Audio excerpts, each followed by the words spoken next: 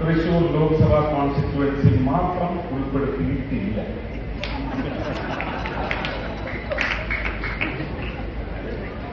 ഞാൻ ആ വാക്ക് ഉപയോഗിച്ചപ്പെട്ടോ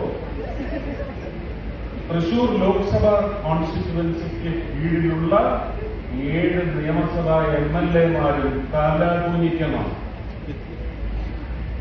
7 MLA-മാരും ഏത് പാർട്ടിയായാലും.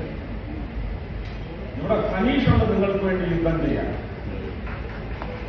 സനീഷിന്റെ കൂടെ ബെഹനാനുണ്ട്, ബെന്നി ബെഹനാനുണ്ട്.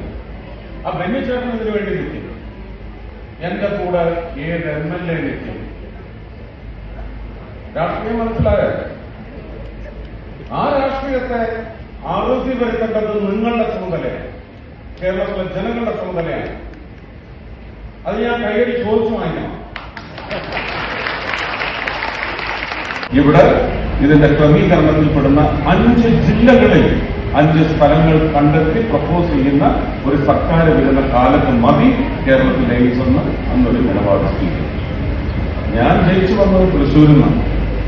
ഇങ്ങനെയുള്ള കാര്യങ്ങളൊക്കെ ചായക്കട നടത്തി വന്ന ആള് 4ാം ക്ലാസ്സിൽ ഗുസ്തിയും കഴിഞ്ഞ് വന്ന ആളിന് സാധിച്ചെങ്കിൽ ഇതാണ് ഇന്ന് ലോകം കാണുന്ന ഏറ്റവും എക്സലന്റ് ഗവൺമെന്റ്.